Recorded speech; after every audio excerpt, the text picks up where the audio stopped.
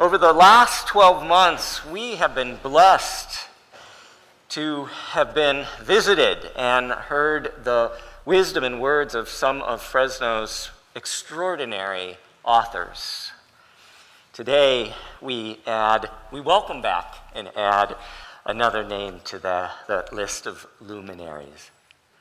Mark Arax has been called a 21st century John Steinbeck for his books that pry open the soul of California. His unique storytelling, combining history, biography, memoir, and reportage, delves deeply into the land and its people. A two-time winner of the California Book Award, he eloquently chronicles the culture of extraction that has leveled valleys and drained rivers and lakes. He confronts with lyrical passion a people's defiance of drought, flood, wildfire, and earthquake that has invented and reinvented California and now imperils its future. His books include In My Father's Name, a memoir of his father's unsolved murder, which I might add was the first book that I read upon arriving in Fresno 6 years ago. He is the author of the bestseller, The King of California, which was named a top book of the year by the Los Angeles Times and the San Francisco Chronicle. His newest book, The Dreamt Land, Chasing Water and Dust Across California, is being hailed by critics as one of the most important books ever written about the West. It, too, has become a national bestseller. Please welcome Mark to our pulpit this morning as he explores the rise of hate through the lens of the Central Valley. Mark. Thank you so much. It's really good to be here. I'm reminded of my grandmother every time I step foot here. In the wake of my father's murder, she was seeking some kind of meaning, and she found the Unitarian Church. I think it was, where was it off of back then in the day? Yes, that was it. And I was a little kid, and I accompanied her there. So this is like coming home a little bit for me. I think it's the first time I've ever spoken here where Ray Ensher wasn't in the crowd. I miss him greatly.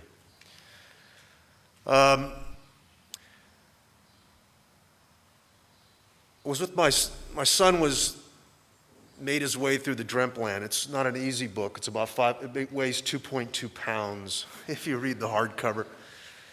And he said, "What's the next one going to be?" And I said, "I'm going to just dig deeper into this place." And he goes, "Well, geez, how much deeper can you dig into this place? You've written more words about the Central Valley than any published author in history." And I said, "Well, I don't know about that, but I'll have to count the words of Soroyan and some others to see if that's exactly true." But it's all about trying to puzzle out this place, to try to figure it out.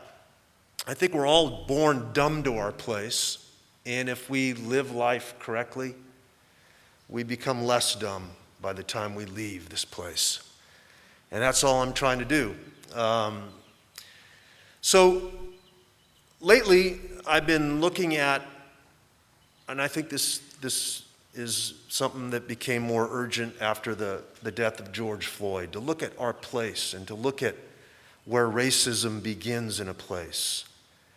And that's what I'd like to talk to you today about. I've written a couple pieces for the Fresno Bee, long pieces. There was one in the paper this morning. And I just want to talk a little bit about what I found.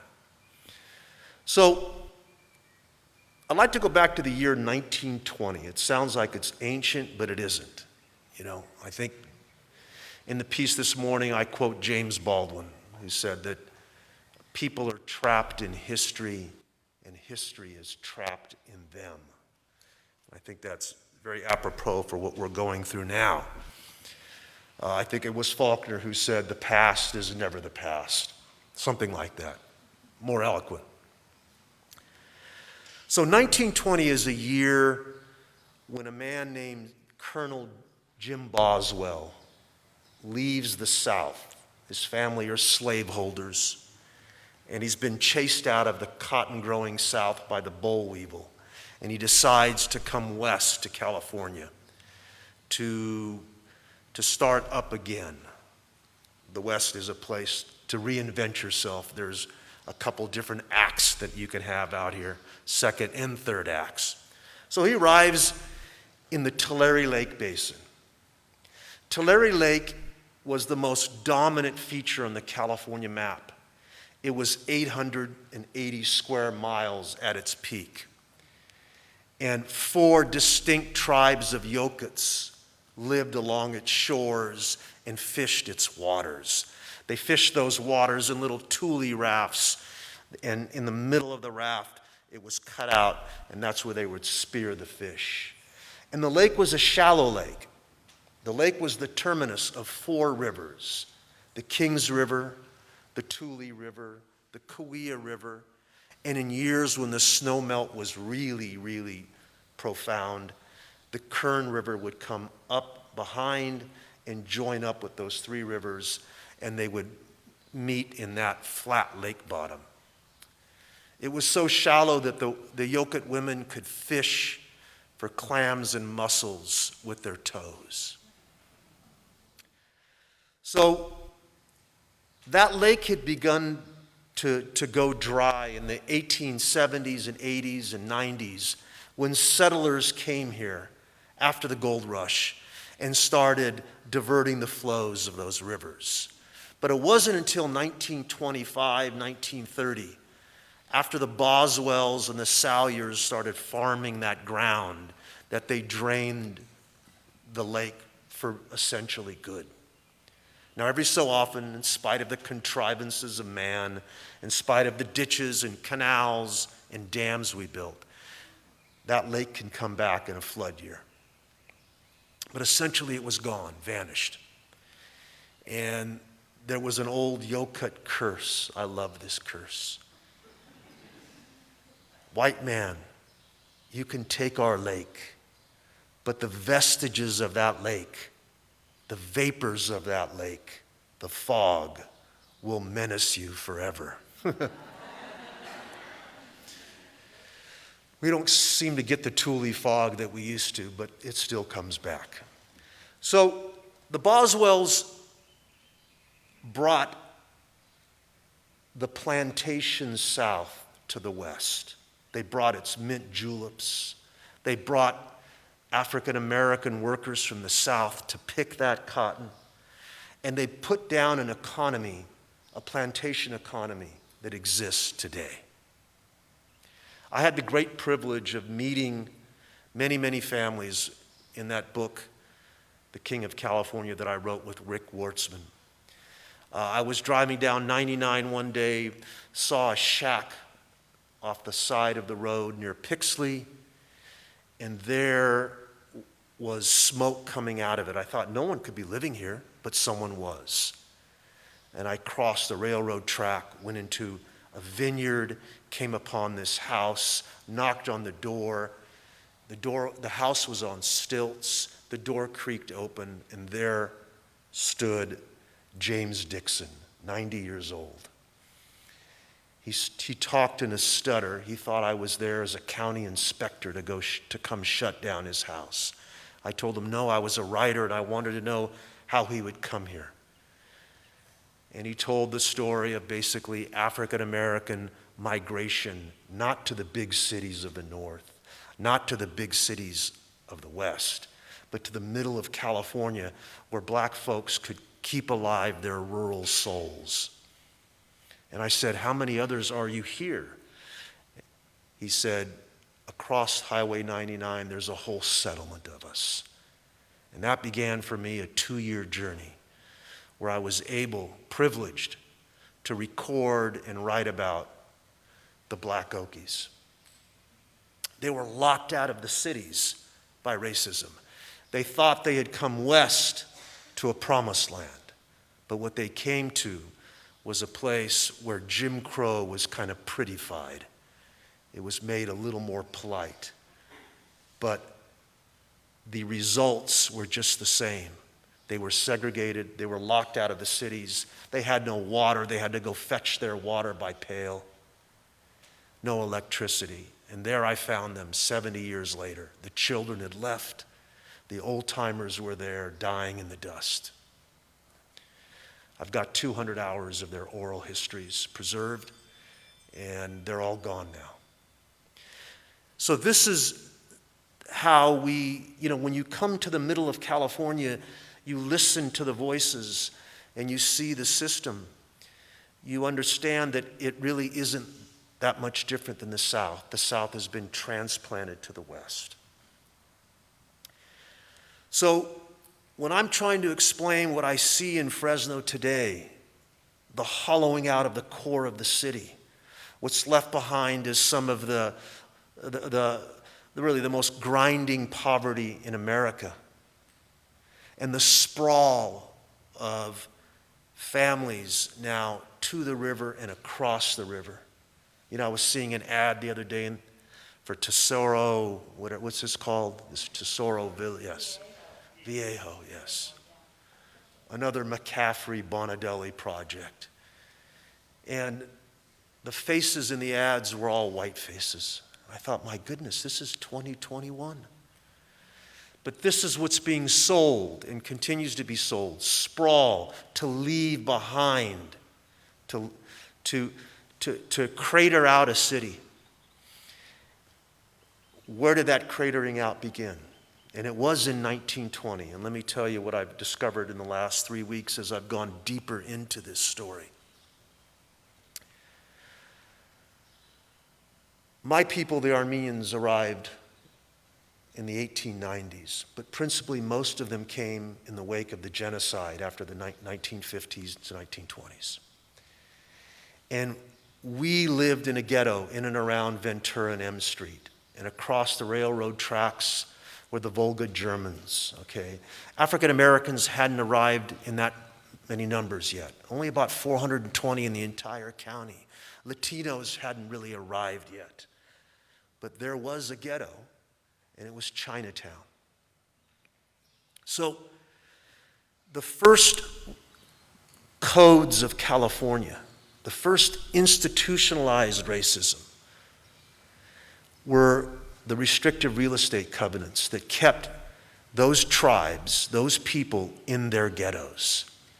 And when I went back to the county clerk's office this last couple of weeks and started looking back into our past, I couldn't believe how explicit and ugly these restrictions were. They always start with no Negroes, even though Negroes, blacks weren't really here. But I guess no self-respecting exclusionary code could leave out Negroes. No Negroes, no Asiatics, and no subjects of the Turkish Empire. This was the first one. Well, what subjects of the Turkish Empire were here but the Armenians? And then they started becoming more expansive. No Hindus, no Mexicans. This is how Fresno became Fresno. These folks were excluded. They couldn't live. And it didn't just go on for 5-10 years. This went on from the early 1900s to 1955 on paper. And then it gave way to a kind of redlining. So the overt racism of these exclusionary codes gave way, prepared the ground, a fertile ground for redlining. And what this did is it robbed great wealth from these families, the ability to accumulate, to buy a house in a good neighborhood, and to then have the leverage of home ownership to create wealth. I wondered why the exclusions were particularly ugly on the Armenians.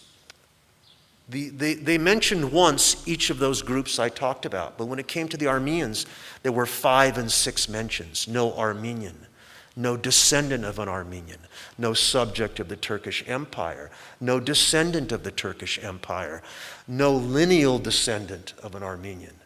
I mean, they covered like 5 generations, all into the future. And the explanation was sun-made raisins. And let me explain that connection. The Armenians came and they went into the raisin business. It wasn't a stretch. They were the first grape culture, and they brought that grape culture west. And they bought up farms and vineyards, and at some point it was decided by a man named Wiley Giffen, the president of Sun-Made, that they needed to start to build this co-op, basically a benevolent monopoly. They needed to sign up as many growers as they could. Not 70%, not 80, but 90. And the Armenians were pushing against this monopoly. They wanted to pack with their own packers, Armenian packers. They wanted maybe 2-3 cents more per pound of raisins. So they refused to sign. And what got unleashed by Sun-Made was basically tactics taken straight from the KKK.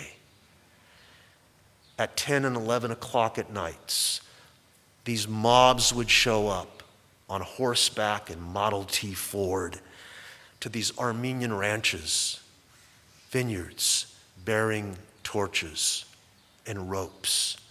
And they would string up Armenians by rope and drag them through the fields and burn down barns and force them to sign.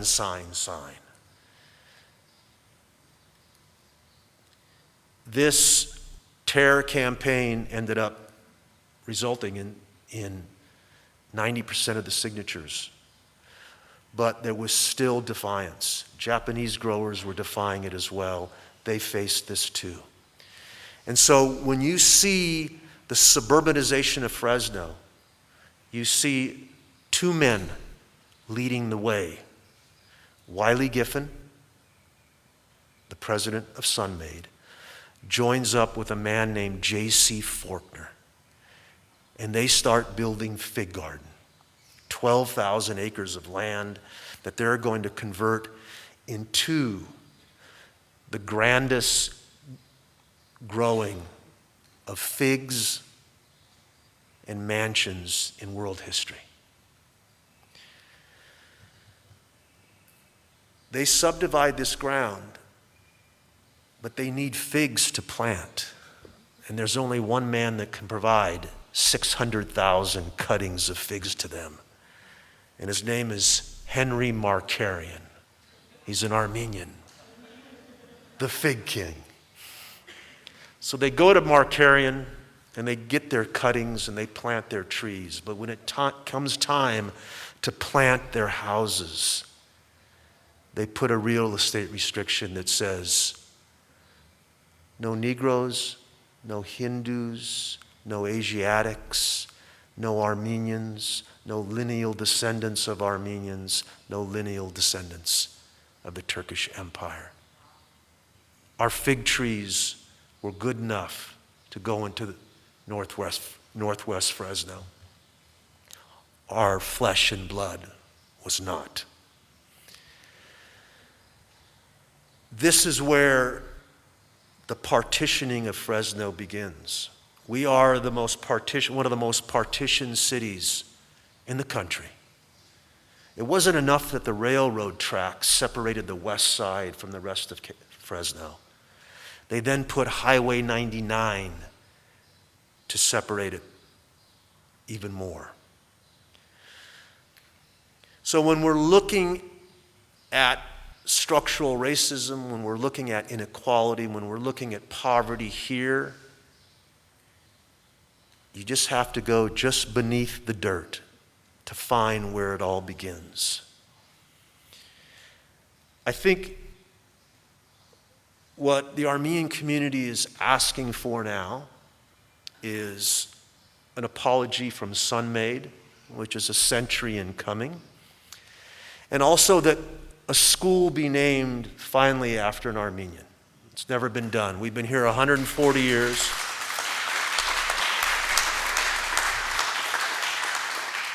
And so we're thinking a nice solution to all of this would be to remove the name of J.C. Faulkner, the most powerful white supremacist in Fresno history, and put the name of Roger Tatarian, one of the giants of journalism and a native son on that school. Now, I say that with some hesitation. Erasing is a very, very, very profound act. You know, right now, there's a movement to erase John Muir. I have read millions of words of John Muir. And somehow there's a reading of some of his things that detect a hint of racism and maybe anti-Indian. And I would just say when we consider men like John Muir, we have to consider the whole. Okay, they are men of their time. That doesn't excuse their racism. We can learn from it in a chapter. But do we erase John Muir? It's a great question. I'm ambivalent about that. With J.C. Faulkner, I guess I'm a little less ambivalent.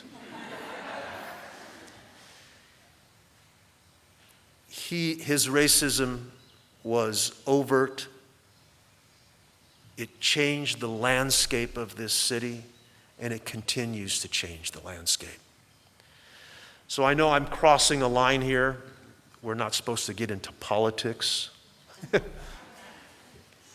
Some of the film footage I saw before, I wondered this past week why it took a religious epiphany for our mayor to figure out something that he should have figured out a long time ago.